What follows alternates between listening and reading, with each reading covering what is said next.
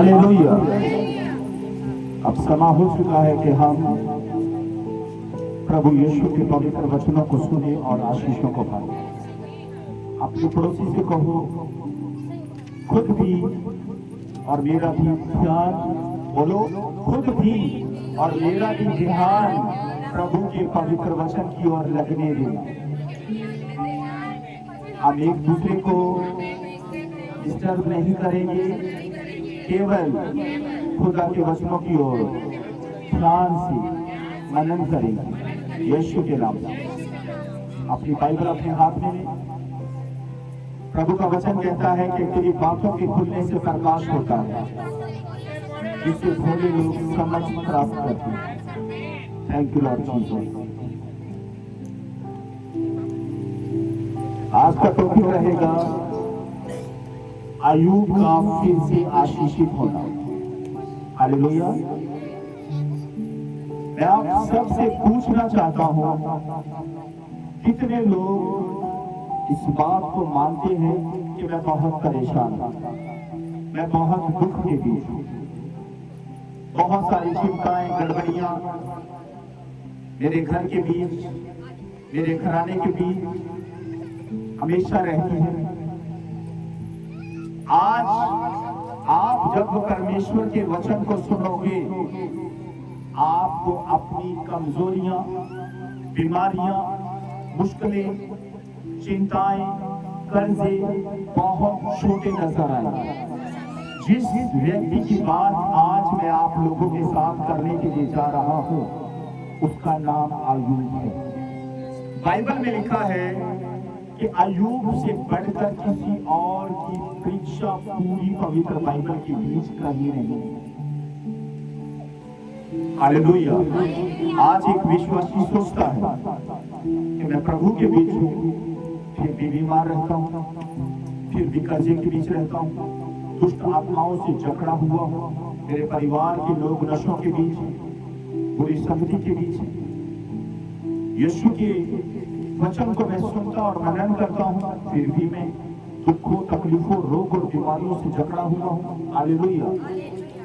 ये कंप्लीट करना आज के बाद आप बंद कर दो यीशु मसीह के नाम से।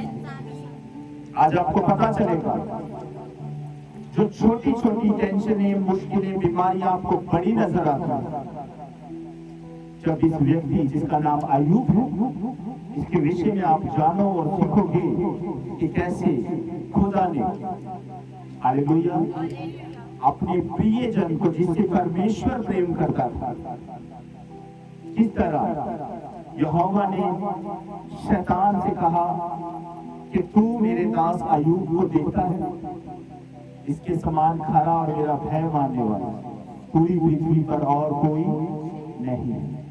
हालेलुया। आज ये वचन क्या आप लोगों के ऊपर लागू हो सकता है? क्या परमेश्वर आज अपने लोगों से कह सकता है कि शैतान, क्या तुम मेरे लोगों को देखता है? ये बुराई से दूर रहते और मेरा भय मानते। आओ आज हम देखते हैं कि परमेश्वर ने किस तरह अय्यूब को दुखों से निकालकर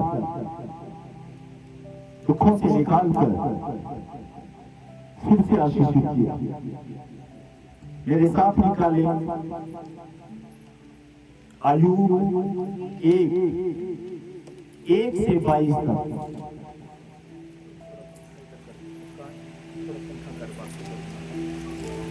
मेरे साथ निकालिए अय्यूब 1 से 22 तक।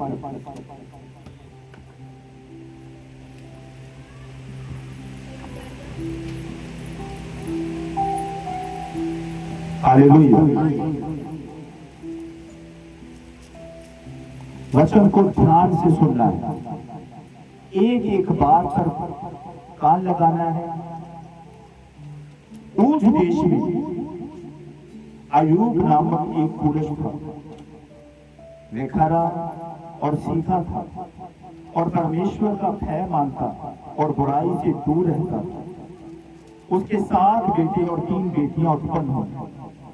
उसके 7,000 भेड़ बकरियां, 3,000 ऊंट 500 जोड़ी बैल और 500 गधियां और बहुत से दासियां थी। वरन उसके पास इतनी संपत्ति थी कि पूर्व देशों के लोगों में से वे सबसे बड़ा था।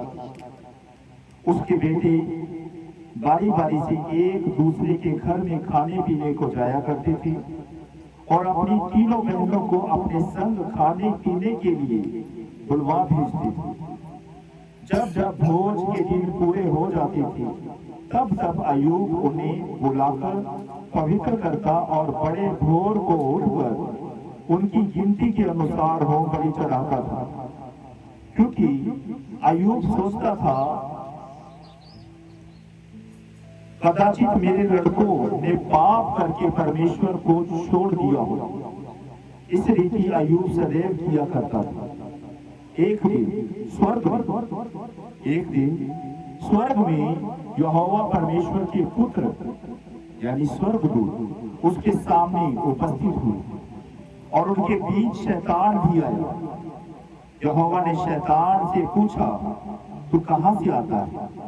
शैतान ने यहोवा को उत्तर दिया, पृथ्वी पर इधर उधर घूमते फिरते डोलते डालते आया हूं। यहोवा ने शैतान से पूछा, क्या तूने मेरे दास अय्यूब पर ध्यान दिया है? क्योंकि उसके तुल्य खरा और सीधा और मेरा भय मानने वाला और बुराई से दूर रहने वाला मनुष्य और कोई नहीं। शैतान ने यहोवा को उत्तर दिया, क्या अय्यूब परमेश्वर का भय बिना लाभ के मानता है? क्या तूने उसकी और उसके घर की और जो कुछ उसका है उसके चारों ओर बाड़ा नहीं बांधा? तूने तो उसके काम पर आशीष दी है और उसकी संपत्ति देश भर में फैल गई है। परंतु अब अपना हाथ बढ़ाकर जो कुछ उसका है उसे छू, तब वह तेरे मुंह पर तेरी निंदा करेगा। यहोवा ने शैतान से कहा, सुन, जो कुछ उसका है वह सब तेरे हाथ में है, केवल उसके शरीर पर हाथ न लगा। तब शैतान यहोवा के सामने से चला गया। एक दिन अय्यूब के बेटे बेटियां बड़े भाई के घर में खा रहे थे और गाग मधु पी रहे थे। तब एक दूत अय्यूब के पास आकर कहने लगा, हम तो बैलों से हल जोत रहे थे और गधियां उनके पास चल रही थी कि शबा के लोग धावा करके उनको ले गए और तलवार से तेरे सेवकों को मार डाला, और मैं ही अकेला बचकर तुझे समाचार देने को आया हूँ। वह अभी ये कह ही रहा था कि दूसरा भी आकर कहने लगा, परमेश्वर की आग आकाश से गिरी और उससे भेड़ बकरियां और सेवक जलकर भस्म हो गए, और मैं ही अकेला बचकर तुझे समाचार देने को आया हूँ। वह अभी ये कह ही रहा था कि एक और भी आकर कहने लगा, कसदी लोग 3 दल बांधकर ऊँटों पर धावा करके उन्हें ले गए और तलवार से तेरे सब सेवकों को मार डाला, और मैं ही अकेला बचकर तुझे समाचार देने को आया हूँ। वे अभी ये कह ही रहा था कि एक और भी आकर कहने लगा, तेरे बेटे बेटियां बड़े भाई के घर में खाते और दाख मधु पीते थे कि जंगल की ओर से बड़ी प्रचंड वायु चली और घर के चारों कोनों को ऐसा झोंका मारा कि वे जवानों पर गिर पड़ा और वे मर गए, और मैं ही अकेला बचकर तुझे समाचार देने को आया। तब अय्यूब उठा और बागा फाड़ सिर मोड़कर भूमि पर गिरा और दंडवत करके कहा, मैं अपनी माँ के पेट से नंगा निकला और वहां नंगा लौट जाऊंगा। यहोवा ने दिया और यहोवा ही ने लिया, यहोवा का नाम धन्य है। इन सब बातों में भी अय्यूब ने ना तो पाप किया और ना परमेश्वर पर मूर्खता से दोष लगाया। हालेलुया। परमेश्वर ने अय्यूब के विषय में शैतान से कहा, शैतान, क्या तू मेरे सेवक अय्यूब को देखता है? इसके समान ना पूरी धरती के ऊपर खरा और मेरा भय मानने वाला और बुराई से दूर रहने वाला और कोई पुरुष नहीं। हालेलुया। शैतान ने भी यहोवा से एक बात कही, हे यहोवा, क्या अय्यूब बिना कारण तेरा भय मानता है? तूने तो उसकी संपत्ति के चारों ओर, उसके घर के चारों ओर बाड़ा बांधा हुआ है। एक बार अपना हाथ बढ़ा और उसे छू, वे तेरे मुंह पर तेरी निंदा करेगा। हालेलुया। यहोवा ने शैतान से कहा, सुन, जो कुछ उसका है, हालेलुया, वो सब तेरे हाथ में है, पर तू उसके शरीर पर हाथ ना लगा। कहां पर लिखा है? इसी वचन के 2 अध्याय 1 से 10 में। एक दिन के बीच पूरी संपत्ति लुट गई। 10 बेटे थे, 7 बेटे और 3 बेटियां, 10 बच्चे थे। कितने? 7 बेटे और 3 बेटी। 10 के 10 मार डाले गए। अय्यूब को एक के बाद एक उसका सेवक इस बात का समाचार देने के लिए आ रहा था कि तेरे धन संपत्ति को दूसरे लोग चुरा कर ले गए, भेड़ बकरियों को स्वर्ग से आग आई जलाकर भस्म कर दिया, तेरे बेटे और बेटियां एक घर के बीच खा पी रहे थे, जंगल से वायु आई और पूरा घर उनके ऊपर गिर गया और वे मर गए। मैं तुम्हें समाचार देने के लिए आया। एक दिन के बीच आज तक इस दुनिया के बीच किसी पर एक के बाद एक विपत्तियां नहीं आई। हालेलुया। यहां तक ही नहीं, इसके बाद क्या हुआ वो भी हम आज परमेश्वर के वचन से जानेंगे और सीखेंगे कि क्यों परमेश्वर ने अपने प्रिय, जिसकी गवाही स्वयं यहोवा दे रहा था, क्यों इतनी विपत्तियां ली? क्या वजह? हालेलुया। आगे हम पढ़ेंगे 2 अध्याय को।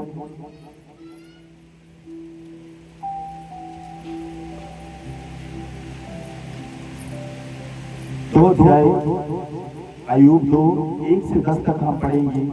फिर एक और दिन यहोवा परमेश्वर के पुत्र उसके सामने उपस्थित हुए स्वर्ग में। उनके बीच शैतान भी उसके सामने उपस्थित हुआ। यहोवा ने शैतान से पूछा, तू कहां से आता है? शैतान ने यहोवा को उत्तर दिया, इधर उधर घूमते फिरते और डोलते डालते आया।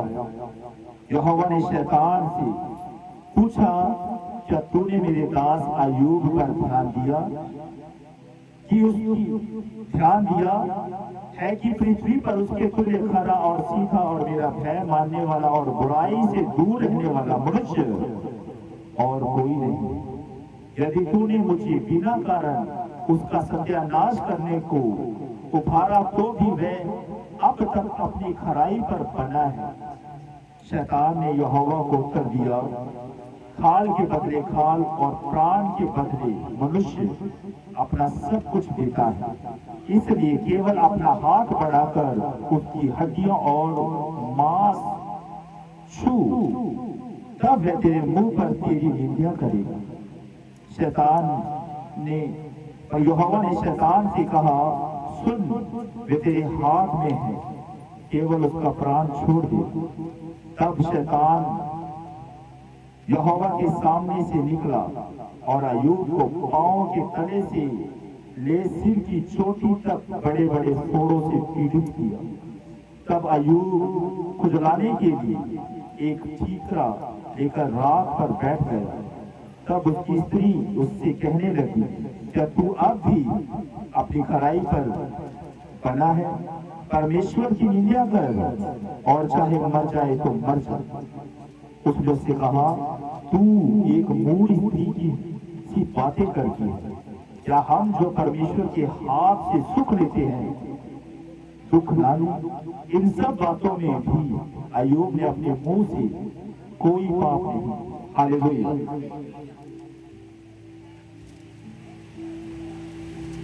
अय्यूब 7:5 में लिखा है, मेरी देह कीड़ों और मिट्टी से ढकी हुई है, मेरा चमड़ा सिमट जाता है फिर गल जाता है। हालेलुया।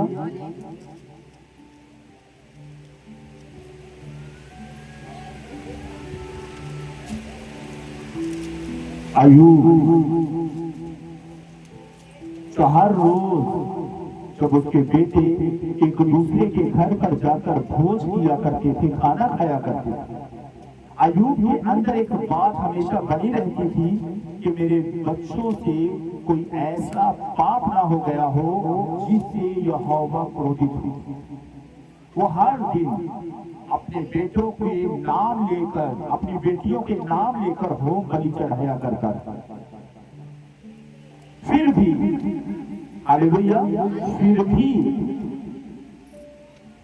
स्वयं परमेश्वर ने शैतान से कहा,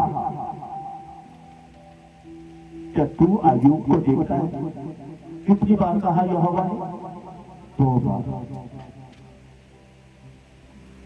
हालेलुया। पहले क्या गया? संपत्ति, उसके बाद क्या गए? बच्चे, उसके बाद क्या मिला? फोड़े, पैर की तली से लेकर सर तक। इसका मतलब वो चलने के भी योग्य ना रहा। और मटके की ठीकरा जिसे बोलते, घड़े का जो टूटा हुआ हिस्सा होता है उसे ठीकरा बोला जाता है, उससे अपने फोड़ों को खुजाने लगा। कीड़े पड़ गए, उसके शरीर का चमड़ा सूख रहा था, लेकिन वो अब भी अपने परमेश्वर का सिर्फ धन्यवाद ही कर रहा था। अय्यूब की पत्नी ने उससे कहा कि इतना धन हमारे पास था, 10 बेटे और बेटियां हमारे पास थे, सब कुछ चला गया, तू अपने यहोवा के नाम की निंदा कर। अय्यूब ने क्या कहा? तू मूढ़ स्त्री की तरह बातें क्यों करती है? क्या हम लोग सिर्फ यहोवा परमेश्वर की अच्छी वस्तुएं लें और बुरी ना लें? हालेलुया।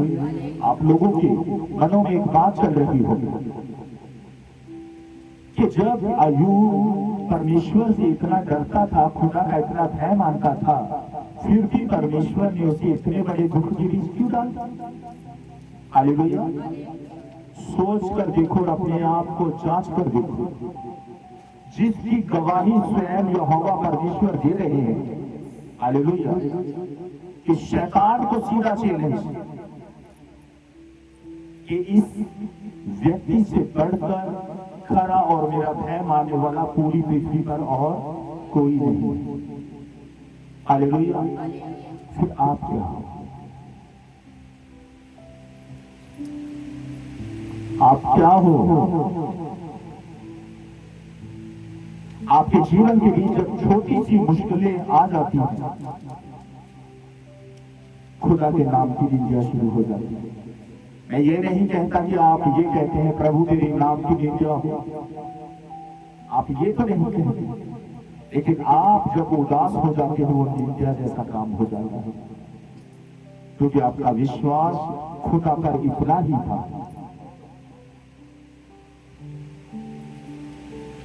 पैर की तली से लेकर सर तक फोड़ों से भर गया और उन फोड़ों के बीच कीड़े पड़ गए और एक हष्ट-पुष्ट व्यक्ति एक हड्डियों का ढांचा बन गया।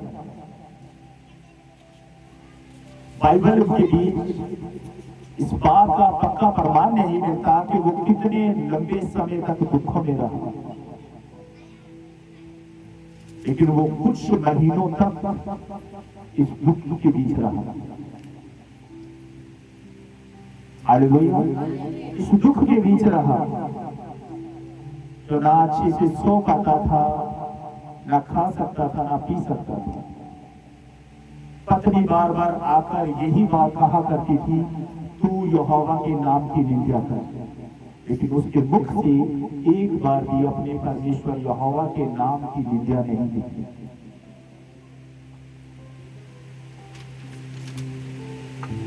अब लोग जिनके जीवन के बीच छोटी छोटी मुश्किलें आ जाती हैं, एक वचन मैं आपको सुनाना चाहता हूं। मेरे घर की कुछ दूरी पर एक परिवार मसीह के बीच आया। मसीह के बीच आने के बाद हालेलुया, किसी व्यक्ति ने मुझे बताया कि उस परिवार ने तो भाई यीशु मसीह को छोड़ दिया।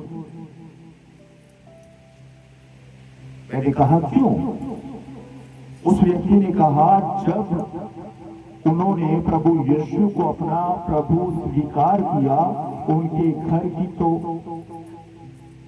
मिट्टी पलीत हो गई। इसका मतलब उनके घर का जो ढांचा था वो बिगड़ चुका था। मैंने उस व्यक्ति से पूछा, दोषी को खुदा या वो खुद? उस भाई को इस बात का उत्तर नहीं पता। हालेलुया। आज परमेश्वर हमें अपने वचन के द्वारा सिखा रहे हैं कि मैं तुम्हें परखने के लिए ये सब कुछ भी कर सकता हूं।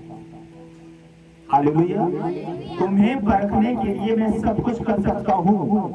परमेश्वर हमें बता रहे हैं, मैं शैतान को सामने से कहता हूं कि मेरा ये बेटा, मेरी ये बेटी मेरा भय मानती है और बुराई से दूर है।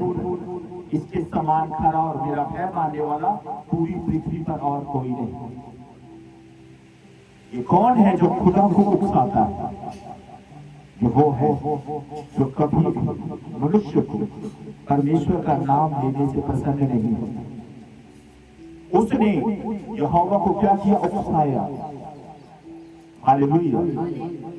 यहोवा उसके उकसाए जाने पर नहीं उकसाएगा।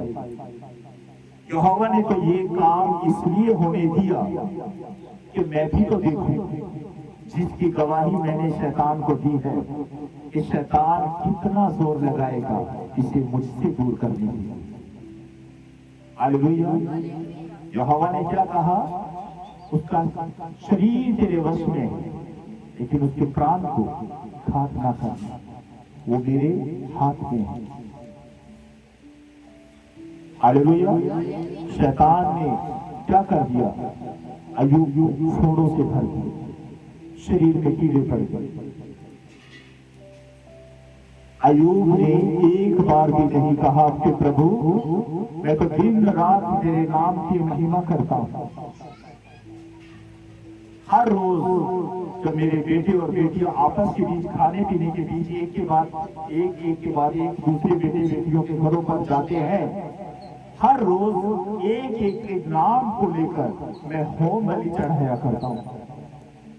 फिर भी यहोवा तूने मुझे ऐसी परीक्षा के बीच क्यों डाला? एक बार भी अय्यूब ने परमेश्वर पर आरोप नहीं लगाया।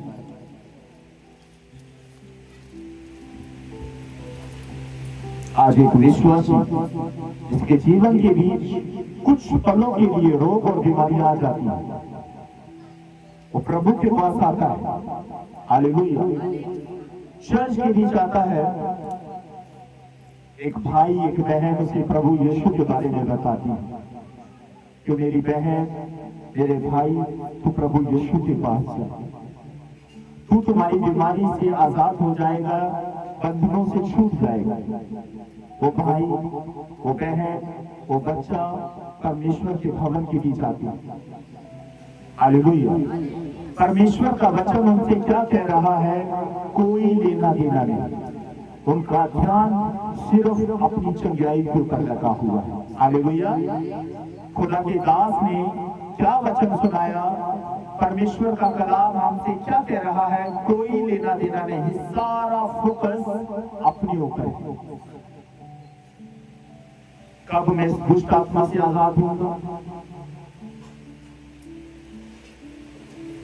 कब मैं कर्जों से आजाद होऊंगा, कब मेरा अच्छा घर बनेगा, कब परमेश्वर मुझे बच्चों से ब्लेस करेगा। खुदा के कलाम की ओर कोई ध्यान नहीं, सिर्फ अपने बारे में सोच रहा है। खुदा का वचन कहता है ना, तेरा परमेश्वर तेरे मांगने से पहले ही जानता है कि तेरी क्या जरूरत है। प्रभु का वचन कहता है तुम मांगते हो और पाते नहीं, क्योंकि बुरी इच्छा से मांगते हो। हालेलुया।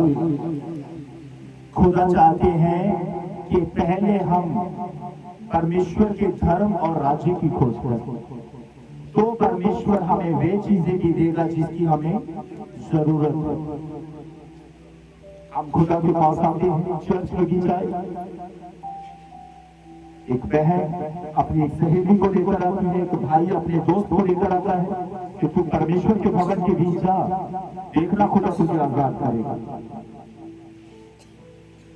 अब वो भाई चर्च के बीच आया, वचन शुरू हुआ,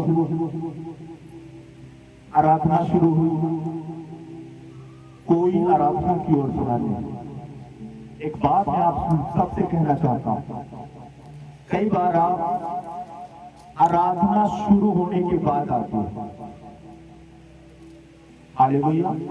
कई बार आप आराधना शुरू होने के बाद, फर्स्ट प्रार्थना के बाद चर्च के बीच आते हैं, हालेलुया। जब आप आदि अपने आप को बना लोगे कि मैंने पहली प्रार्थना को रिसीव करना है, स्कूल के बीच बच्चे जब जाते हैं, एक रजिस्टर टीचर के पास होता है, जैसे हमने लगा रखा है, टीचर नाम ले लेकर बच्चों को पूछती है कि फलाना बच्चा हाजिर है। बच्चा क्या बोलेगा? यस मैम, मैं हाजिर हूं। उसी तरह जब पहली प्रार्थना इस भवन के बीच की जाती है, प्रभु का पवित्र आत्मा अपने भवन के बीच मौजूद होता है। लिखा है ना, जहां दो या तीन मेरे नाम में इकट्ठा होंगे और मेरे वचन को लेकर प्रार्थना करेंगे, मेरा आत्मा उनके बीच में मौजूद होगा। परमेश्वर देखते हैं, प्रभु का आत्मा अपने लोगों के बीच में मौजूद होता है। परमेश्वर निहारता है कौन कितने बजे भवन के बीच आए। हालेलुया। कौन कितने बजे भवन के बीच आए और किस मंशा से आए। हालेलुया। शादी ब्याह के बीच, दुख सुख के बीच हम अक्सर टाइम टू टाइम पहुंच जाते हैं, है ना? अक्सर टाइम टू टाइम, कहीं बस ना चली जाए, कहीं फलाने ने व्हीकल करवा रखा है, वो व्हीकल चला गया तो दिक्कत हो जाएगी। हर बार टाइम टू टाइम, चर्च आने के समय कोई 10 बजे आ रहा है, कोई 10:30 बजे आ रहा है, कोई 11:15 बजे आ रहा है। इसका मतलब क्या है? आप मांगने के लिए तो आते हो लेकिन पाते नहीं, क्योंकि बुरी इच्छाओं से मांगते हो। हालेलुया। अगर आप चाहते हो कि परमेश्वर आपको वो चीजें दे जिसको पाने के लिए आप परमेश्वर के पास बुलाए गए हो, हालेलुया,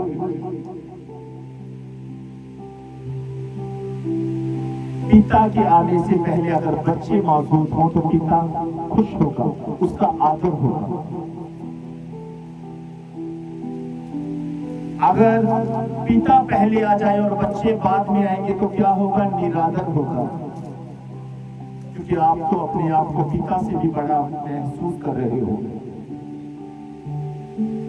हालेलुया। आप अपने आप को पिता से बड़ा महसूस कर रहे हो। कोई बात नहीं, पास्टर का क्या है? पास्टर हर बार यही कहता है कि हमने तो घरों का काम भी देखना है, घरों की सफाइयां भी करनी है। चर्च आप हर रोज नहीं आते, घर का काम आप हर रोज करते हो। चर्च आपने सप्ताह में एक बार आना है, वो भी आप अपनी मर्जी से आते हैं। और खुदा से मन्नतों के बीच मांगते हो कि प्रभु मेरा अच्छा घर बन जाए, प्रभु मुझे इस बीमारी से आजाद कर, प्रभु मेरे बच्चों का अच्छे घर में रिश्ता हो जाए। हालेलुया। खुदा का आत्मा जब पहली प्रार्थना शुरू की तब से अपने भवन के बीच उपस्थित है, लेकिन जो बाद में आ रहे हैं वो कौन है? वो लीडर लोग जो अक्सर लेट आते हैं, वो बड़े लोग जो अक्सर लेट आते हैं। लेट आकर हमने परमेश्वर को क्या किया? छोटा खुदा की निंदा की। अय्यूब ने निंदा नहीं की। हालेलुया। हम खुदा से मांगते हैं लेकिन उसे प्राप्त करने के लिए सालों साल वेट करते हैं। हालेलुया। खुदा दयालु है। हालेलुया। खुदा क्या है? दयालु है। परमेश्वर देना जानता है। खुदा जानता है कि ये ठीक कौन है। हालेलुया। यहोवा परमेश्वर ने पुराने नियम के बीच इस्राएलियों से क्या कहा बार बार? ये ठीक कौन है? ये हठीले लोग, ये हठीले लोग हैं। आज भी वही हो रहा है। लोग हठीले बनते जा रहे हैं। खुदा के वचनों के अनुसार अपने आप को नहीं चलाते। हालेलुया। जिस दिन आपने अपने आप को वचन के अनुसार चलाना शुरू कर दिया, आपकी बेटी, आपका बेटा आजाद हो जाएगा यीशु नासरी के नाम से। उस दिन आपका भाई नशों से आजाद हो जाएगी, आपकी माँ, आपका भाई दुख तकलीफों से, रोग और बीमारियों से आजाद हो जाएंगे। जिस दिन आप परमेश्वर के वचन के अनुसार चलना शुरू कर दोगे। हालेलुया। खुदा अपने लोगों को कभी भी दुख और तकलीफों के बीच नहीं देख सकता। परमेश्वर घमंड करता है अपने लोगों के ऊपर, जिस तरह उसने अय्यूब के ऊपर घमंड किया। हालेलुया। क्या किया? अय्यूब के ऊपर घमंड किया।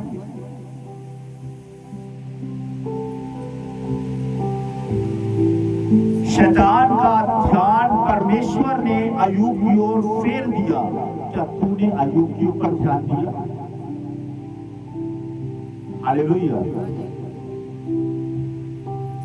इसका मतलब परमेश्वर हमें शैतान के अगर हाथों में सौंपता है तो क्यों सौंपता है? क्योंकि परमेश्वर की ये इच्छा है कि शैतान हमें कितना परखेगा, कितना सताएगा। अगर हम ये विश्वास कर लें कि सताए जाने के बाद, बीमारियों में डल जाने के बाद बचाने के लिए हमारा खुदा खड़ा है। जब हम इस बात को मान लेंगे कि जो भी दुख, तकलीफें, रोग और बीमारियां, कर्जे आते हैं, आने दो, छुड़ाने के लिए यहोवा खड़ा है, यीशु नासरी खड़ा है। जब हम सोचते हैं कि लोग पति नशों के बीच है, बच्चे कहना नहीं मानते, तुमने कितना कहना परमेश्वर का माना है? तुमने कितना कहना परमेश्वर का माना है? जो छोटी सी विपत्ति, संकट तुझ पर आ जाता है, हालेलुया, चर्च से हट जाती है, गायब हो जाती है।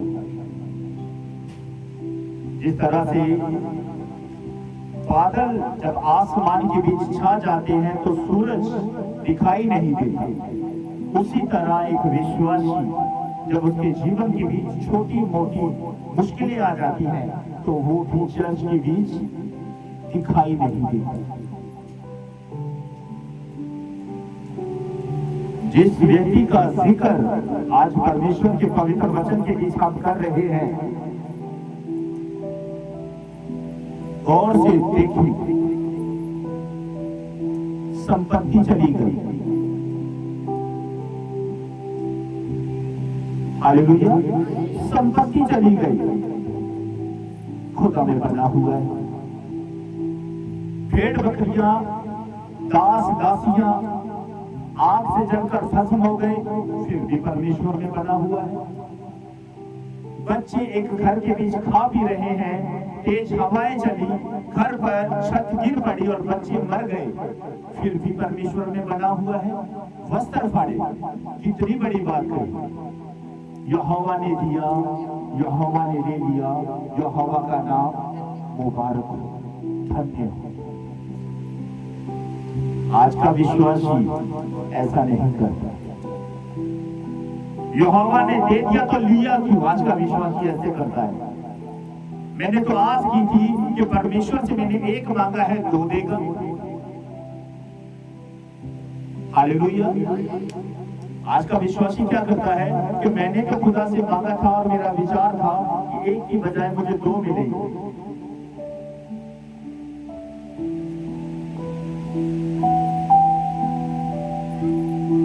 खुदा ने अय्यूब को शैतान के वश में कर दिया, स्वयं किया।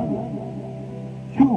क्योंकि परमेश्वर को अपने बेटे अय्यूब के ऊपर फक्र था कि शैतान जितना भी मेरे बेटे अय्यूब को सता ले, रोग और बीमारियों से जकड़ दे, फिर भी मेरा बेटा मेरा इनकार नहीं करेगा।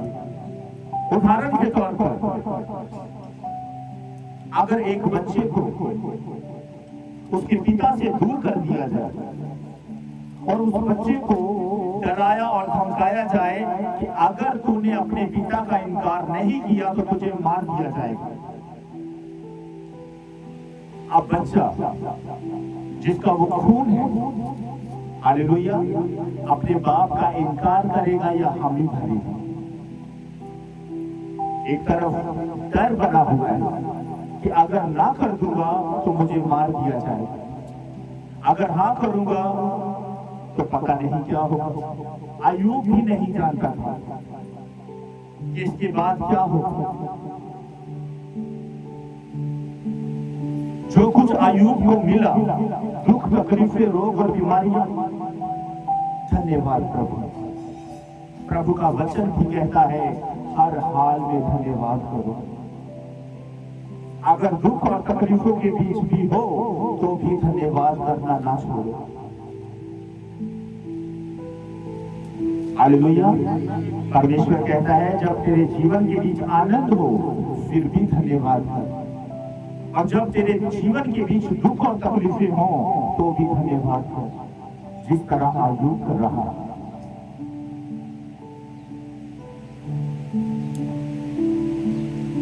आज लोग अपनी परेशानियों के बीच उलझ जाते हैं,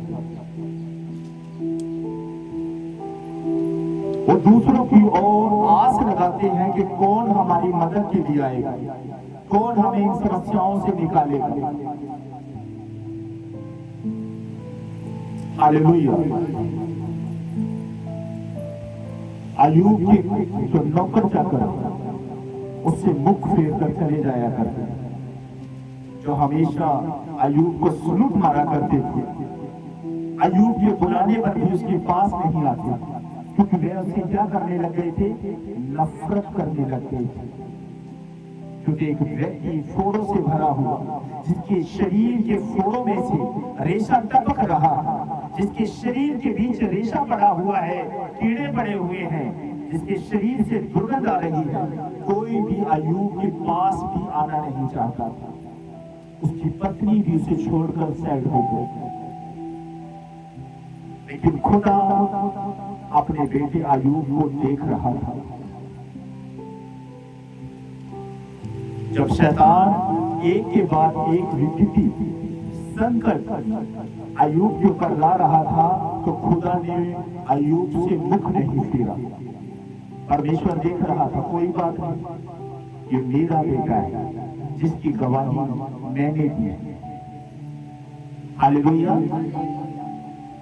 जिसकी गवाही स्वयं यहोवा परमेश्वर दी, उसे गिराया नहीं जा सकता, उसे हराया नहीं जा सकता, उसे डराया नहीं जा सकता, उसे नाश भी किया नहीं जा सकता, क्योंकि स्वयं परमेश्वर ने कहा है इसका मेरे साथ ऐसा रिश्ता है कि कितनी भी दुख तकलीफें रोग और बीमारियां इसके ऊपर आ जाए, लेकिन ये मेरे भवन से कभी दूर नहीं हो, मेरे कलाम से कभी दूर ना हो, मेरी प्रशंसा करने से कभी अपने मुख को बंद नहीं करेगा, कि हमेशा मेरा धन्यवाद करता रहे।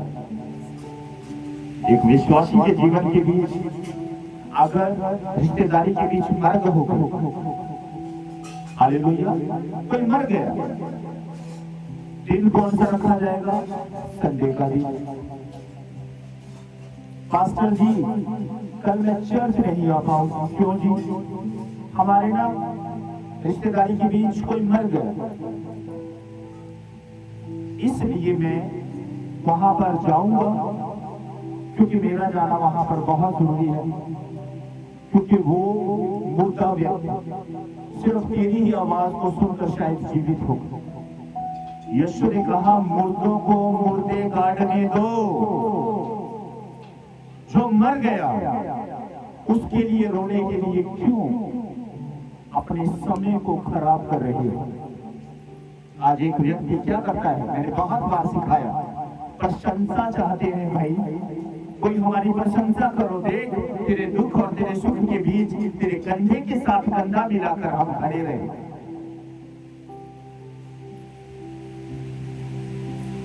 प्रशंसा दूसरों से चाहते हैं, खुदा से प्रशंसा उन्हें छोटी और छोटी नजर आती है।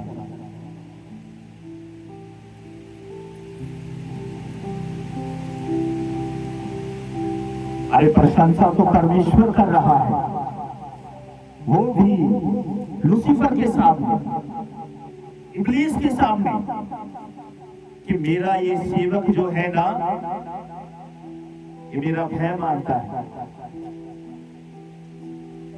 कि हर रोज अपने बच्चों की गिनती के अनुसार मुझे होम बलि चढ़ाता है, हर रोज अपने बच्चों का नाम लेकर मुझसे प्रार्थना करता है कि प्रभु कहीं मेरे बच्चों से, मेरे लड़कों से जाने अनजाने के बीच कोई घिनौना पाप ना हो गया हो, जिससे तेरा पवित्र आत्मा शोकित हुआ हो। हर रोज ये व्यक्ति अपने हर एक काम को जो यहोवा को अच्छा लगता था अंजाम दिया करता था।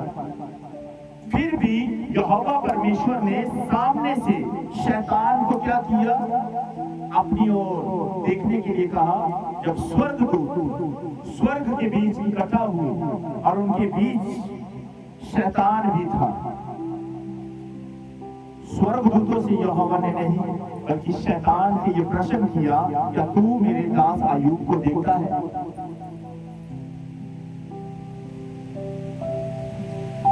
हालेलुया।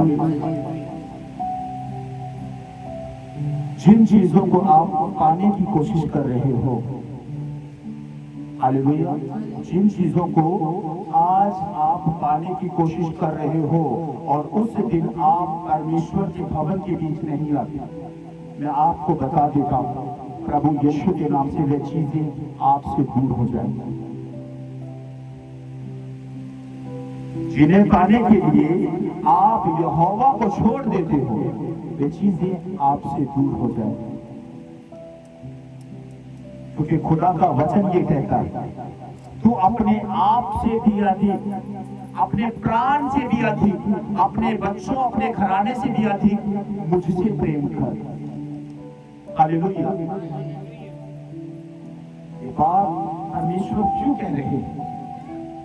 अरे परमेश्वर के लोगों, बुद्धि का प्रयोग करो। जिन बच्चों के पीछे, जिस परिवार के पीछे आप भाग रहे हो, उन्हें प्रसन्न करने की कोशिश कर रहे हो, वो दिए किसने? इसी यहोवा परमेश्वर ने। जिसने दिया उसी से मुख फेर लिया, उसी से क्या कर लिया? मुख फेर लिया। और आशा करते हैं ये कि प्रभु अच्छा घर होना चाहिए, कर्जों से मुक्त जीवन होना चाहिए, हर एक संकट से हम आजाद होने चाहिए।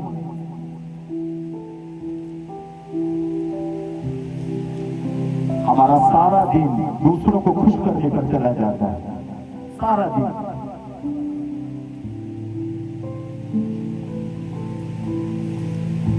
खुदा आपके ऊपर एक आस लगाए बैठे हैं। हालेलुया। आपकी गली, आपके मोहल्ले के बीच से यहोवा आपको देख रहा है। हालेलुया। अगर आपके जीवन के बीच दुख और तकलीफें हैं तो इस वचन को सुनकर आनंदित हो जाओ कि परमेश्वर ने अगर दुखों के बीच डाल दिया है तो दुखों के बीच से यहोवा निकाल भी लेगा।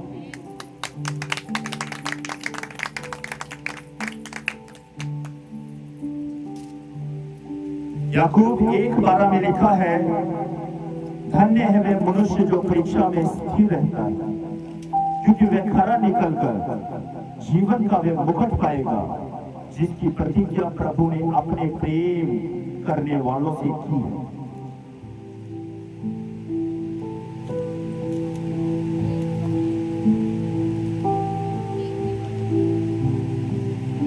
याकूब 1:12 में लिखा है, धन्य है वे मनुष्य जो परीक्षा में स्थिर रहता है, क्योंकि वह खरा निकलकर जीवन का वह मुकुट पाएगा, जिसकी प्रतिज्ञा प्रभु ने अपने प्रेम करने वालों से की है।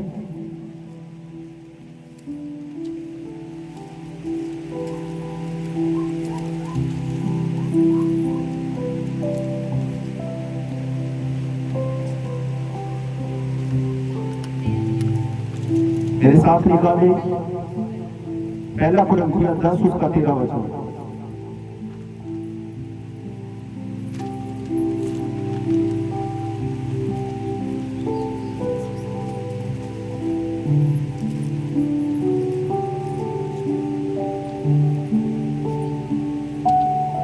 परमेश्वर का वचन कहता है, तुम किसी ऐसी परीक्षा में नहीं पड़े जो मनुष्य के सहने से बाहर है। परमेश्वर सच्चा है और वह तुम्हें सामर्थ से बाहर परीक्षा में ना पड़ने देगा, वरन परीक्षा के साथ विकास भी करेगा कि तुम सह सको। हालेलुया। प्रभु कहते हैं कि परमेश्वर आपको उतनी बड़ी परीक्षा के बीच पड़ने नहीं देगा कि आप सह ना सको। हालेलुया।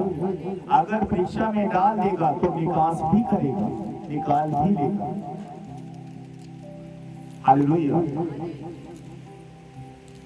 हमारे बीच एक बहन है जिसे रसगुल्ले खाने का बड़ा शौक था। ऐसे रसगुल्ले खाए कि शांत होकर बैठ गए। वो बेटी घरों में काम किया करती। बहुत बार समझाया गया कि बेटी खुदा के भय के बीच रहे, उसकी आज्ञाओं के अनुसार चल। उस बेटी का कुछ समय पहले मुझसे ये कहना था कि पास्टर जी, मेरे मामा के लड़के की शादी है। मैंने कहा ठीक है बेटे, फिर कौन से दिन की है? संडे दिन। और उस दिन कौन सा दिन था? गुड फ्राइडे, ईस्टर था। उस बहन ने मुझसे कहा, मम्मी जाए तो जाए, लेकिन मैं नहीं जाऊंगा। मम्मी जाए तो चली जाए, लेकिन मैं शादी में नहीं जाऊंगा। बड़ी खुशी हुई मुझे। सच में इस बेटी के अंदर परमेश्वर का डर है, परमेश्वर का आदर और सम्मान है। क्या हुआ? वो बेटी ना तो खुद आई ना उसकी माँ। फिर जहां पर वो काम किया करती थी, काम से भी उसे छुट्टी कर दी।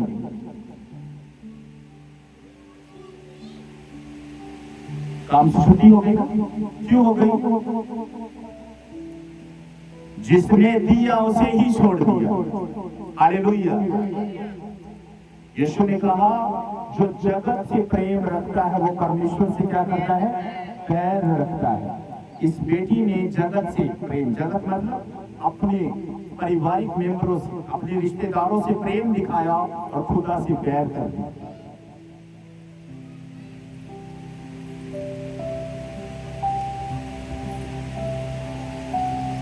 मेरी बातें कड़वी जरूर है, लेकिन सत्य है।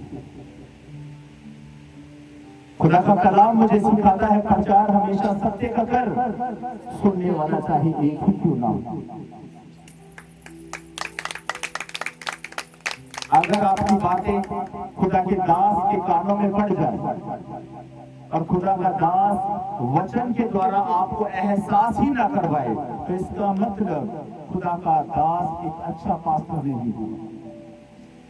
कि जब आप गलतियां कर रहे थे, आपकी गलतियों के दौरान आपको धमकाया नहीं, ताड़ना नहीं की, इसका मतलब पास्टर का आपके साथ इतना ही तालमेल है कि आप सिर्फ संडे को पास्टर को चर्च के बीच नजर आने चाहिए, आगे पीछे पास्टर का आपके साथ कोई तालमेल नहीं। मसीह के बीच हम सब भाई बहन हैं। हालेलुया। आप में से कुछ इस भवन के बीच मुझसे बड़े हैं, कुछ मेरे हाथ के हैं और कुछ मेरे छोटे बच्चे भी हैं, लेकिन वचन सुनाने और सिखाने के बीच मैं आपका आत्मिक पिता ठहरा हूं। अगर आप जहां पर गलतियां करते हो, गलतियां हो जाने के बाद भी मैं आपको शाबाशी देता रहूं, इसका मतलब यही हुआ कि मेरा प्रेम सच्चा नहीं है।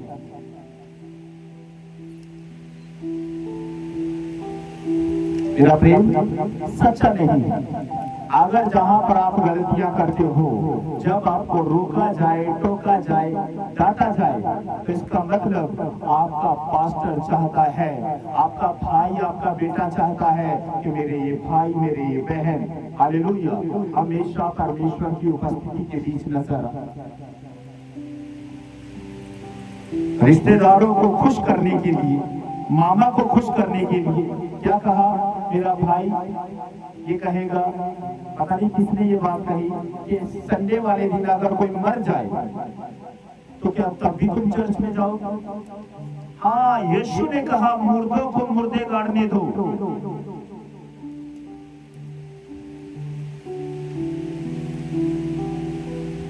देखो परमेश्वर क्या कहता है। अब भी यहाँ पर बहुत से हैं जो हाँ में हाँ कर तो रहे हैं, लेकिन उनके अंदर डर खत्म हो चुका है। मुंडी हिला देंगे, ठीक है, ठीक है, वचन सही है, वचन तो सही है, लेकिन कुछ पल के बाद आकर, पास्टर जी आज मैं चर्च नहीं आऊंगा। क्यों भाई? आज मैंने काम देखने जाना है। जा भाई, काम। पास्टर जी मैं चर्च नहीं आऊंगा। क्यों भाई? मुझे किसी ने देखने के लिए आना है। ठीक है भाई, देख लीजिए। संडे को आपके हर एक काम को आपको संडे को ही करना है। खुदा कहते हैं 6 दिन काम कर, जिसके बीच आप संसारिक कामों को भी निपटा सकते हो, और 7वां दिन परमेश्वर ने पवित्र ठहराया है कि आप उसकी पवित्र सभा के बीच आकर उसके पवित्र कलाम को सुने और उसके नाम को धन्य करें। 6 दिन तो आप अपनी मर्जी के अनुसार चलते हो, अब आपने 7वां दिन भी अपनी मन मर्जी से चलना शुरू कर दिया है। पास्टर ने कौन सा अपनी कनपट्टी के ऊपर बंदूक रख देनी, पास्टर ने कौन सा डंडा उठा लेना है। हालेलुया। आज ये कड़वी बातें मैं क्यों कर रहा हूं? क्योंकि परमेश्वर का पवित्र आत्मा यहाँ पर मौजूद है, और मैं अपने परमेश्वर को दिखा देना चाहता हूँ, बता देना चाहता हूँ कि पिता, मैंने इन्हें रोका टोका कि तुम सबत के दिन संसारिक कामों के बीच व्यस्त ना हो जाना, लेकिन ये अपनी मनमर्जी कर रहे हैं। ये बात मैं इसलिए कर रहा हूं, जब 2 दोषियों को कोर्ट के बीच पेश किया जाता है, हालेलुया, सही अपनी सफाई देता है और गलत अपनी सफाई देता है। मैं सही हूँ इसलिए अपने पिता के सामने बता रहा हूँ कि प्रभु, बेटी कोमल ने, बेटी रामवती ने, बेटी भगवान देवी ने और बेटी कृष्णा ने अपनी मनमर्जी,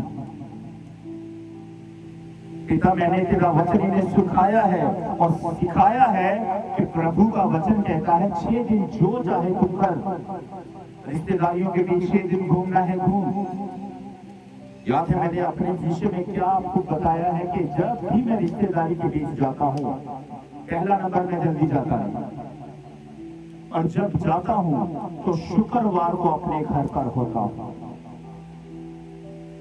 क्यों? क्योंकि मैं अपनी जिम्मेदारी को जानता हूँ। मुझे पता है कि मैंने खुदा के भवन को तैयार करना है। मुझे पता है कि मैंने परमेश्वर के लोगों के पीने के लिए पानी को लेकर आना है। मुझे पता है कि मैंने परमेश्वर के पवित्र कलाम को प्रचार करने के लिए परमेश्वर की उपस्थिति के बीच बैठना है, ताकि परमेश्वर अपने दास को एक वचन दे और उस वचन को मैं अपने भाई बहनों के साथ साझा करूं। इस तरह एक पास्टर अपनी जिम्मेदारी को बखूबी निभाता है। एक विश्वासी का भी ये फर्ज होना चाहिए कि परमेश्वर न जाने कौन सा वचन देकर परमेश्वर के दास को खड़ा कर, अपनी कमियों को छोड़ दो। शैतान बार बार, हालेलुया, ये बहन की चंगाई शायद पिछले संडे थी, पिछले संडे ये बहन नहीं आई। क्यों? क्योंकि रिश्तेदारी के बीच गए थे, मर्ग हो गई। कोई बात नहीं, उस बेटी ने अपना काम नहीं किया, लेकिन पिता ने अपना काम किया। पिता चाहते थे कि जो दुष्ट आत्मा आज निकली है वो पिछले सप्ताह ही निकल जाती। किस दिन, किस संडे, किस सबत के दिन आपको परमेश्वर स्वर्ग से कुछ ब्लेसिंग देते, आप नहीं जानते। ब्लेसिंग आपको कहां से मिलेगी? चर्च से मिलेगी। क्यों मिलेगी? क्योंकि आपने परमेश्वर के वचन को सुना और उस पर मनन किया है। आपने विश्वास किया है कि परमेश्वर देने वाला है, हमें लेने वाला बनना होगा। आओ एक वचन और पढ़ेंगे हम, मेरे साथ निकाले भजन संहिता 1 से लेकर 6 तक। क्या ही धन्य है वे पुरुष, और से इस वचन को सुनना, खास करके बेटी कोमल तुम, क्या ही धन्य है वे पुरुष जो दुष्टों की युक्ति पर नहीं चलता और ना पापियों के मार्ग में खड़ा होता है और ना ठट्ठा करने वालों की मंडली में बैठता है, परंतु वह तो यहोवा की व्यवस्था से प्रसन्न रहता है और उसकी व्यवस्था पर रात दिन ध्यान करता है। वह उस वृक्ष के समान है जो बहती नालियों के किनारे लगाया गया है और अपनी ऋतु में फलता है और जिसके पत्ते कभी मुरझाते नहीं। इसलिए जो कुछ वे पुरुष करे वे सफल होता है। दुष्ट लोग ऐसे नहीं होते, वे उस भूसे के समान होते हैं जो पवन से उड़ाई जाती है। इस कारण दुष्ट लोग अदालत में स्थिर न रह सके और ना पापी धर्मियों की मंडली में ठहरेंगे, क्योंकि यहोवा धर्मियों का मार्ग जानता है, परंतु दुष्टों का मार्ग नष्ट हो जाएगा। हालेलुया। खुदा नहीं चाहता कि आप पापियों के साथ बैठे, खुदा नहीं चाहते कि आप ठट्ठा करने वालों की मंडली में बैठे। हालेलुया। उदाहरण के तौर पर मैं आपको सिखाना चाहता हूं कि एक बार किसी के घर पर किसी की मृत्यु हो गई। हालेलुया। मुर्दे को जलाकर जब घर पर वापस आ रहे थे तो रास्ते के बीच मैंने बहुत सारे ऐसे लोगों को देखा जो उस व्यक्ति के जिसकी मृत्यु हो चुकी उसके बहुत करीबी थे। कोई उसका चाचा था, कोई उसका ताऊ था, कोई फूफा था। उसे जला देने के बाद अब रास्ते के बीच ठट्ठा करते हुए आ रहे हैं, हंसते हुए आ रहे हैं। क्यों? कुछ देर तक जब उसके परिवार के लोग रो रहे थे, तुम भी उसके साथ क्या कर रहे थे? रो रहे थे। अब उसके परिवार के कुछ लोग घर में हैं कि वे उसके परिवार के उस सदस्य को जिसकी मृत्यु हो चुकी है उसे जलाने के लिए गए हैं, दफनाने के लिए गए। लेकिन दफनाने के बाद, जलाने के बाद रास्ते के बीच ठट्ठा करते हुए आ रहे हैं। इसका मतलब उस मरे हुए व्यक्ति की वैल्यू आपके सामने इतनी ही तो है। आप इतना तो जानते हैं कि जो मर गया वो वापस नहीं आएगा। उसे फूंक देने के बाद, जला देने के बाद, दफना देने के बाद आप हंस रहे हो, आप हंस रहे हो, आनंदित हो रहे हो, क्योंकि आप ठट्ठा करने वाले हो। रोना मुर्दे के लिए चाहिए या जिंदा के लिए चाहिए, बताओ? राइट, जिंदा व्यक्ति के लिए रोना चाहिए। किसके सामने? खुदा के सामने। मुर्दे के लिए रोना गलत और घिनौनी बात है। बाइबल में लिखा है, मनुष्य का एक बार मरना और न्याय का होना नियुक्त है। जो मर गया वो चला गया, अब उसे अपने कर्मों का हिसाब परमेश्वर को देना होगा। लेकिन जो तुम्हारे बीच हैं उनके लिए रो, खुदा के सामने उपवास करो, प्रार्थना करो घुटने देकर कि परमेश्वर उनकी बुद्धि को बदले। चाहे वो बदलता है, चाहे वो नहीं बदलता, आपकी ये ड्यूटी है कि जब तक वो इस जगत के बीच है, आप उसके लिए रो रो कर दुआएं करें, उपवास करें। हालेलुया, ये आपका फर्ज है। एक वचन और पढ़ेंगे हम, मेरे साथ निकाले रोमियो 5, 1 से 5, नया नियम।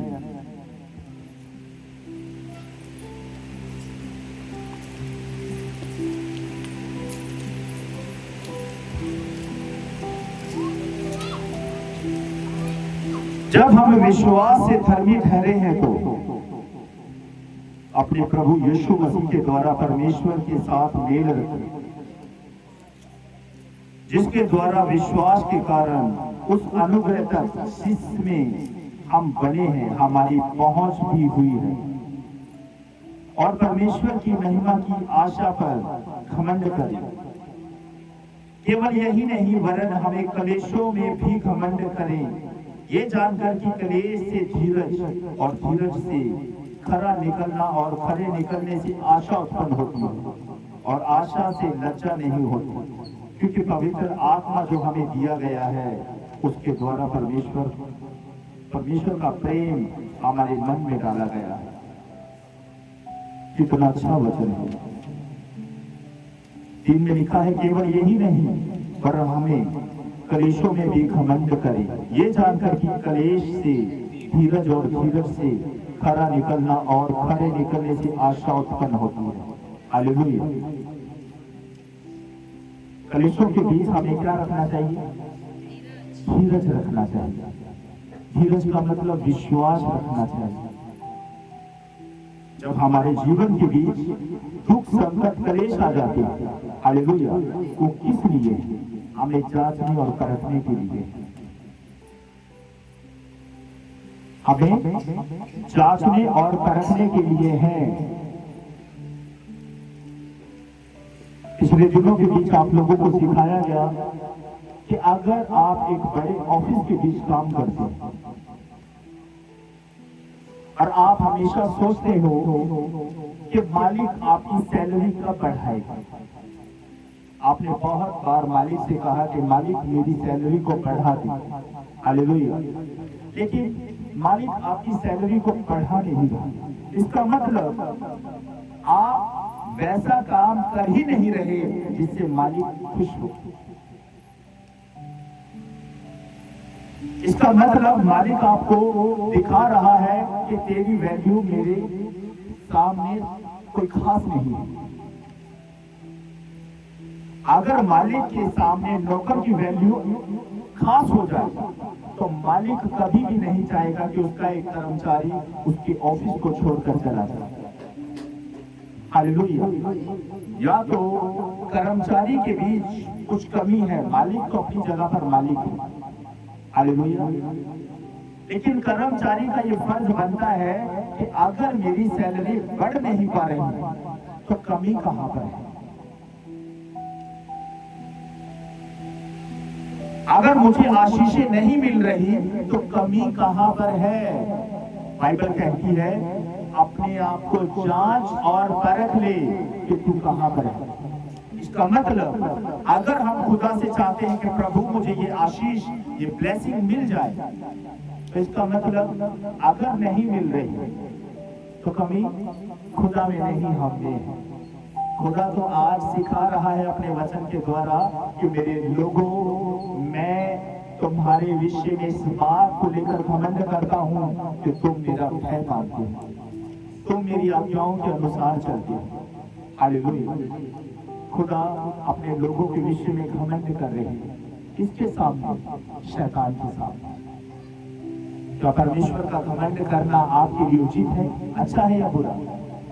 अच्छा है, क्योंकि खुदा ने आपको अपना बेटा और बेटी होने के लिए चुना और नियुक्त किया है। खुदा आपको देखते हैं और आनंदित हो जाते हैं। क्यों? क्योंकि परमेश्वर से आप दिन रात प्रार्थना के बीच हो रस्ते मांगते हो जिनकी जरूरत आपको है। आज एक टॉपिक लेकर जाना यहां, याद रखना, छोटा सा है, इसे सांस लेने जैसा बना लेना।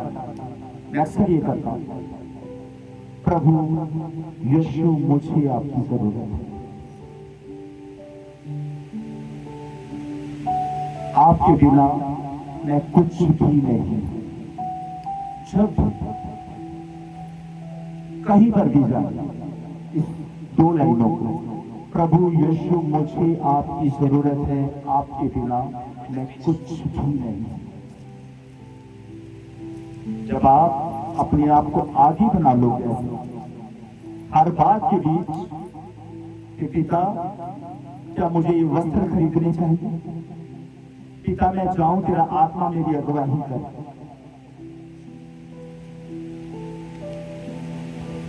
क्रिसमस के टाइम मेरा मन था कि जो कपड़े मैं पहनना चाहता था वह मुझे मिल जाए।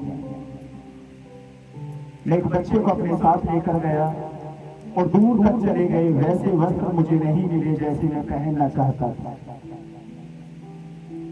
हार थक कर बैठ गया और मेरी पत्नी ने मुझसे कहा, कपड़े मिल गए? मैंने कहा नहीं, जैसे मैं चाहता था वैसे मुझे नहीं मिले। प्रार्थना की, पिता तो इंतजाम कर। दूसरे तीसरे दिन फिर गया और परमेश्वर से जब प्रार्थना करके गया, खुदा का आत्मा उसी दुकान पर मुझे ले गया जहां पर खुदा ने मुझे भेजा था। वस्त्र लेकर मैं परमेश्वर के भवन के बीच आया और परमेश्वर के वचनों का प्रचार किया। हालेलुया। एक छोटा सा बच्चा अपने माता पिता के ऊपर निर्भर होता है। मम्मी मुझे ये चाहिए, डैडी मुझे ये चाहिए। तो क्या करता है, माँ बाप को बार बार उत्साहित करता है कि मुझे ये चाहिए, मुझे ये चाहिए। वो तब तक मांगना बंद नहीं करता जब तक उसे मिलना चाहिए। इसका मतलब यीशु ने कहा है कि बालकों के समान मेरे पास आओ, बालकों के समान मेरे पास आओ। बड़े बनकर रहे, छोटे बनकर यीशु के पास आओ, ताकि वो गोद में आपको उठाकर फिर आपसे पूछे, बेटे बेटी क्या चाहिए तुझे? प्रभु का वचन कहता है ना, तुम अपने परमेश्वर से अपने मन की बात खुलकर कहो, पिता से खुलकर कहो, पिता मुझे ये चाहिए। छोटी छोटी बात पिता से कहना शुरू करो। अगर आपका कोई चीज खाने को भी मन है, हालेलुया, कहो पिता मैंने ये खाना है। एक बार अतुल और भाई राकेश और मैं एक काम पर थे। अतुल हमारे बीच है, मैंने कहा समोसे खाओगे? वैसे ही मैंने कहा समोसे खाने हैं। इन्होंने कहा पास्टर जी कहां पर? मैंने कहा खुदा भेज रहा है। 15 मिनट के बाद समोसे हमारे लिए कहां से आए? स्वर्ग से। एक व्यक्ति हमारे पास आया, जिस व्यक्ति का काम हम कर रहे थे। उसने कहा, पास्टर जी आपके लिए समोसे लेकर आया। मैंने कहा, ये आप नहीं, यीशु लेकर आया।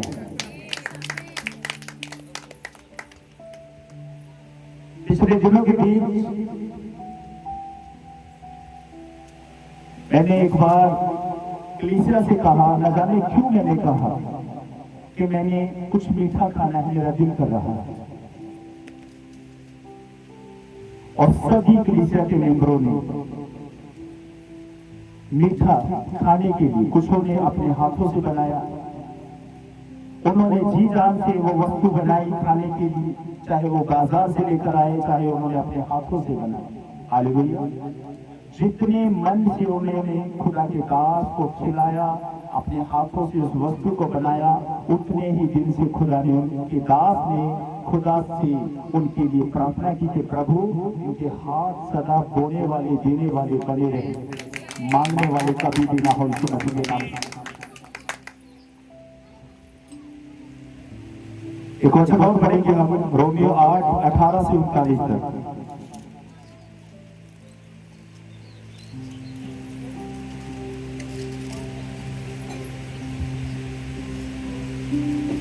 क्योंकि मैं समझता हूं कि इस समय के दुख और कलेश उस महिमा के सामने जो हम पर प्रकट होने वाली है कुछ भी नहीं है। क्योंकि सृष्टि बड़ी आशा भरी दृष्टि से परमेश्वर के पुत्र के प्रकट होने की बाट जो रही है। क्योंकि सृष्टि अपनी इच्छा से नहीं, पर अधीन करने वाले की ओर से व्यर्थता के अधीन इस आशा से की गई है कि सृष्टि भी आप ही विनाश के वास्तव से छुटकारा पाकर परमेश्वर की संतानों की महिमा की स्वतंत्रता प्राप्त करे। क्योंकि हम जानते हैं कि सारी सृष्टि अब तक मिलकर कराती और पीड़ाओं में पड़ी तड़पती है, और केवल वे नहीं पर हम भी, जिनके पास आत्मा का पहला फल है, आप ही अपने में कहराते हैं और लोक लाभ होने के अर्थात अपनी देह के छुटकारे की बाट जोते हैं। इस आशा के द्वारा हमारा उद्धार हुआ है। परंतु जिस वस्तु की आशा की जाती है, जब वह देखने में आए तो फिर आशा कहाँ रहे? क्योंकि जिस वस्तु को कोई देख रहा है उसकी आशा क्या करेगा? परंतु जिस वस्तु को हम नहीं देखते, यदि उसकी आशा रखते हैं तो धीरज से उसकी बाट जोते भी हैं। इस रीति से आत्मा भी हमारी दुर्लभता में सहायता करता है, क्योंकि हम नहीं जानते कि प्रार्थना किस रीति से करना चाहिए।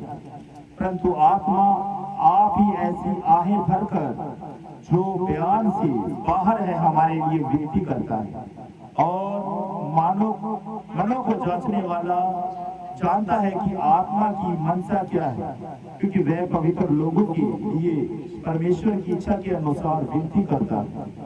हम जानते हैं कि जो लोग परमेश्वर से प्रेम रखते हैं उनके लिए सब बातें मिलकर भलाई ही को उत्पन्न करती है, अर्थात उन्हीं के लिए जो उनकी इच्छा के अनुसार बुलाए हुए हैं।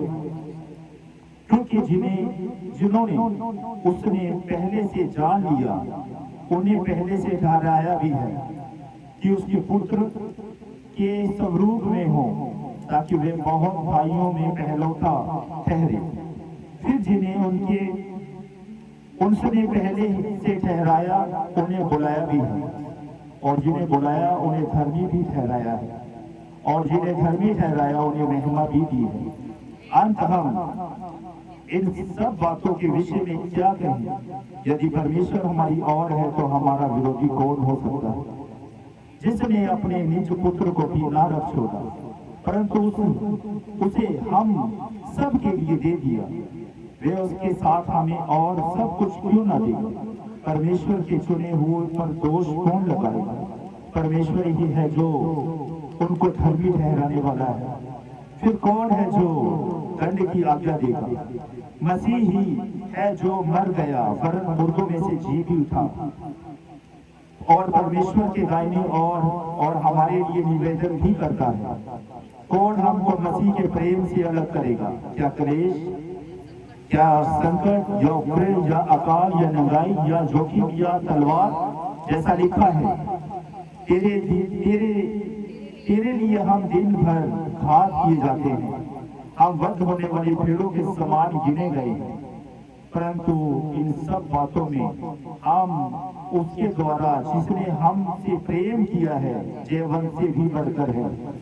क्योंकि मैं निश्चय जानता हूँ कि ना मृत्यु, ना जीवन, ना स्वर्गदूत, ना प्रार्थनाएं, ना वर्तमान, ना भविष्य, ना सामर्थ, ना ऊंचाई, ना गहराई, और ना कोई और सृष्टि हमें परमेश्वर के प्रेम से जो हमारे प्रभु मसीह यीशु में है अलग कर सकेगी। हालेलुया। क्लेश, संकट, दुख, तकलीफें, नंगाई, भूख, मरी, यह हमें खुदा से अलग नहीं कर सकते। हालेलुया। शैतान ने सबसे पहले किस पर अटैक किया? संपत्ति के ऊपर। क्या यूब के पास खाने को कुछ भी ना रहे। उसके बाद 7 बेटे और 3 बेटियों को मार दिया गया, क्योंकि उसकी देखभाल करने वाला भी कोई ना रहे। उसके बाद उसे चलने फिरने से रोकने के लिए शैतान ने क्या किया? पैर की तली से लेकर सर तक फोड़ों से भर दिया और उनके बीच कीड़े डाल दिए। रेशा पूरे शरीर के बीच टपक रहा है, शरीर का चमड़ा सूख गया है। अब उसके नौकर उससे करनी कतरा दूरी बनाकर उसके पास से जाते हैं। उसके बुलाने पर भी उसके लोग, उसके नौकर उसके पास नहीं आते, क्योंकि वे जान चुके हैं कि राजा अब इस अवस्था के बीच नहीं है कि हम उसकी आज्ञा को मानें। हालेलुया। क्योंकि राजा खुद क्या हो गया था? बीमार हो गया था, संकट में पड़ गया था, इसलिए लोगों ने उसे क्या किया? छोड़ दिया।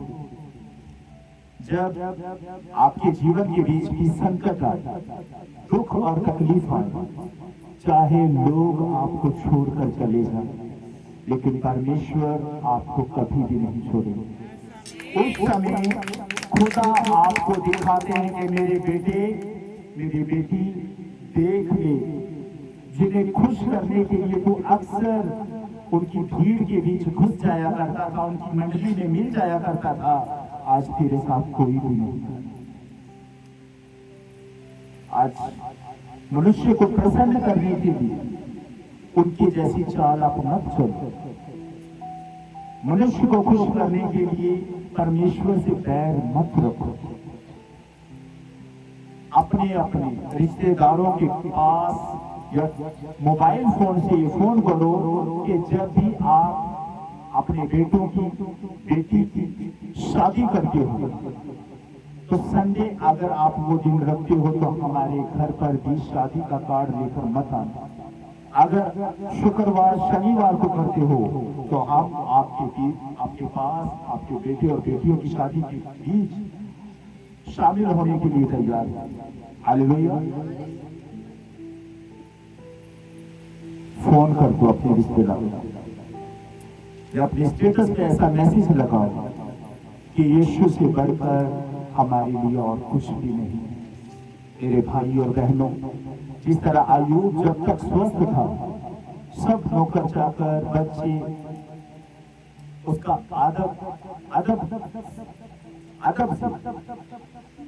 आदर और सम्मान किया करते थे, लेकिन जब वो इस हालात के बीच पड़ गया, उसे कोई पानी देने वाला भी नहीं।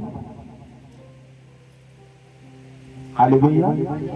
उसे पानी देने वाला भी कोई नहीं था। महीनों तक अय्यूब उस दुर्दशा के बीच पड़ा रहा। एक बात मैं आपको बताना चाहता हूं, अगर आपके शरीर के बीच कोई बीमारी है जो जाने का नाम नहीं ले रहे, आज खुदा के भवन के बीच कहो, मेरा परमेश्वर मेरे सहने से बाहर मेरी परीक्षा नहीं देगा, मेरा प्रभु मुझे बचाएगा, मुझे खड़ा करेगा अपनी मेहनत में। अय्यूब का सब कुछ चला गया और उसके बाद खुदा ने लंबे अरसे के बाद किस तरह से उसे आशीषित किया, ये भी जानना हमारे लिए बहुत जरूरी है। आओ उस वचन की ओर चलते।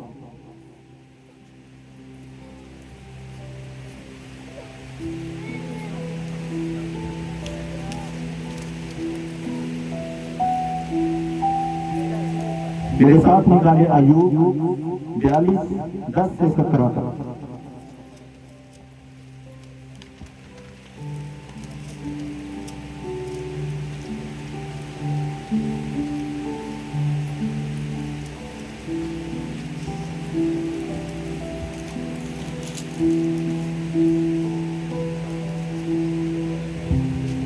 हालेलुया। जब अय्यूब ने अपने मित्रों के लिए प्रार्थना की, तब यहोवा ने उसका सारा दुख दूर किया और जितना अय्यूब के पास पहले था उसका दुगना यहोवा ने उसे दे दिया। तब उसके सब भाई और सब बहनें और जितने पहले उसको जानते पहचानते थे, उन सबों ने आकर उसके यहाँ उसके संग भोजन किया और जितनी विपत्ति यहोवा ने उस पर डाली थी उस सब के विषय उन्होंने विलाप किया और उसे शांति दी। और उन्होंने विलाप किया और उन्हें शांति दी। उसे एक सिक्का और सोने की एक एक बाली दी। यहोवा ने अय्यूब के बाद के दिनों में उसके पहले के दिनों से अधिक आशीष दी और उसके 14,000 भेड़ बकरियां, 6,000 ऊंट, 1,000 जोड़ी बैल और 1,000 गधियां हो गई। उसके 7 बेटे और 3 बेटियां भी उत्पन्न हुई। इनमें से उसने जेठी बेटी का नाम यमीमा, दूसरी का नाम कसिया और तीसरी का नाम केरनहू रखा। उस सारे देश में ऐसी स्त्रियां कहीं नहीं थी जो अय्यूब की बेटियों के समान सुंदर हो। और उनके पिता ने उनके भाइयों के संग ही संपत्ति दी। उसके बाद अय्यूब 140 वर्ष जीवित रहा और 4 पीढ़ियां तक अपना वंश देखने पाया। अंत में अय्यूब वृद्ध अवस्था में क्रियाऊ होकर मर गया। हालेलुया।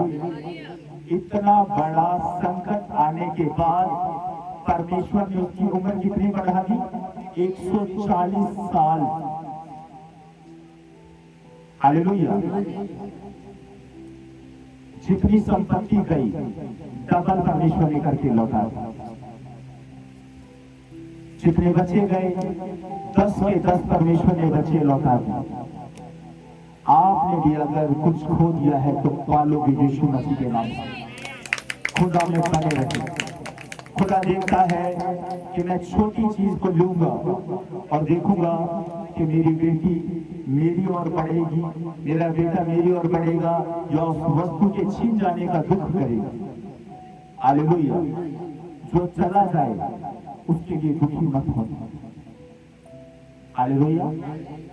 क्या कहना है? यहोवा ने दिया, यहोवा ने दे दिया, यहोवा का नाम धन्य हो। हालेलुया। यहोवा का नाम क्या हो? धन्य हो। जो चला जाए उसके लिए परमेश्वर के ऊपर कुड़कुड़ा का मत कहना, परमेश्वर डबल करके लौटाएगा यीशु मसीह के नाम से। अपनी आंखों को बंद करें और प्रार्थना करें कि प्रभु जो वचन आज मैंने सुना है, ये वचन मेरे जीवन के बीच 30 नहीं, 60 नहीं, 100 गुना फलों को लेकर आए। शैतान की कोई भी गंदी शक्ति इस वचन को मुझसे चुराने की कोशिश ना कर। ये वचन मेरे जीवन के बीच 100 गुना फलों को लेकर आए यीशु के नाम से। आमीन। ऐ हमारे पिता, आप जो स्वर्ग में हैं, आपका नाम पवित्र माना जाए, आपका राज्य आए, आपकी इच्छा जैसे स्वर्ग में पूरी होती है वैसे ही पृथ्वी पर भी हो। हमारे दिन भर की रोटी आज हमें दें और हमारे कर्ज हमें क्षमा करें जैसे हमने भी अपने अपराधियों को क्षमा किया है। आप भी हमारे अपराधों को क्षमा करें, हमें परीक्षा में न डालें और बुराई से बचाएं, क्योंकि राज्य और पराक्रम और महिमा सदा आपके ही है। आमीन। यीशु का अनुग्रह, पिता का प्रेम और पवित्र आत्मा की सहभागिता तुम सबके साथ होती है। आमीन।